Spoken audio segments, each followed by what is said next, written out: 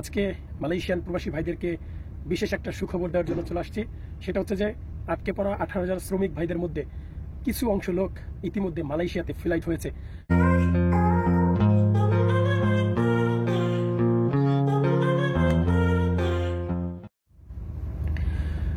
আসসালামু আলাইকুম, আশা করি সকলেই ভালো আছেন প্রবাসী ভাইরা। আজকে মালয়েশিয়ান প্রবাসী ভাইদেরকে বিশেষ একটা সুখবর দেওয়ার জন্য চলে আসছি। সেটা হচ্ছে যে আটকে পড়া 18,000 শ্রমিক ভাইদের মধ্যে কিছু অংশ লোক ইতিমধ্যে মালয়েশিয়াতে ফ্লাইট হয়েছে। তো এই বিষয় নিয়ে আমি আজকে আলোচনা করব। কতজন লোক গেল, কতজন লোক বাকি রয়েছে এবং আর কতজন লোক কখন যাবে, কিভাবে যাবে, তো সবকিছু এই ভিডিওটার মাধ্যমে আজকে তুলে ধরবো। তো বরাবরের মতো আমার কেডাঞ্জার টু ইউটিউব চ্যানেলটি সবাই সাবস্ক্রাইব করে আমার সাথে থাকবেন। তাহলে চলুন শুরু করা যাক। তো প্রবাসী ভাইরা, আজকে তাড়াহুড়া করে চলে আসছি, কারণ এই মালয়েশিয়ার যে আটকে পড়া 18,000 শ্রমিক ভাইরা রয়েছেন তাদের নিয়ে আমি বহু ভিডিও বানিয়েছি, যাতে তারা যেতে পারে বা তাদের কোনো একটা সুযোগ সুবিধা হয় বা তাদের কোনো একটা লাইন গার্ড হয়। তো ইতিমধ্যে আমাদের প্রফেসর অন্তর্বর্তী যিনি সরকার রয়েছেন ডক্টর ইউনুস সাহেব, তিনি তার যেই গতি, তার যেই সাহসিকতা, তার যেই মন মানসিকতা, সেটা কিন্তু ইতিমধ্যে তিনি প্রমাণ করেছেন। এটা আমি কখনোই বিশ্বাস করি নাই বা কখনো আমি বিলিভ করি নাই যে এই আটকে পড়া 18,000 শ্রমিক ভাইরা তারা যেতে পারবে। তো যাই হোক, মালয়েশিয়াতে আটকে পড়া 18,000 শ্রমিক ভাইরা তারা কিন্তু গেল 31শে মে, আজ থেকে প্রায় 2-2.5 বছর হয়ে গেছে, তারা কিন্তু টাকা পয়সা জমা দেওয়ার পরও যেতে পারেনি বাংলাদেশের ব্যর্থতার কারণে।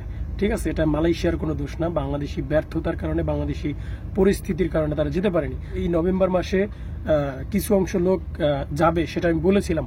মঙ্গলবারে মালয়েশিয়াতে 60 জন লোক তারা মালয়েশিয়াতে ইমিগ্রেশন করে তারা মালয়েশিয়ার ওই পারে স্বস্তিতে চলে গেছেন। ইতিমধ্যে তারা কাজেও জয়েন করেছেন।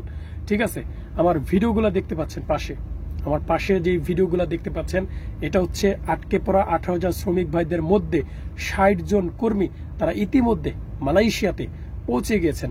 এটা অবিশ্বাস্য। এটা সম্ভব হয়েছে শুধুমাত্র ডক্টর ইউনুস সাহেব ক্ষমতায় থাকার কারণে। কারণ তার সাথে আনোয়ার ইব্রাহিমের সাথে যেই বন্ধুত্বপূর্ণ সম্পর্ক, সেটার হয়তো মর্যাদা বা সেটার হয়তো সত্যতা এবার হয়তো মিলে গিয়েছে। আমরা শুধু এতদিন বলছিলাম যে আটকে পড়া 18,000 শ্রমিক ভাইদের কবে যাবে, কখন যাবে, সেটা আমরা শুধু বলেই আসছিলাম, কিন্তু আজকে বাস্তব হয়েছে।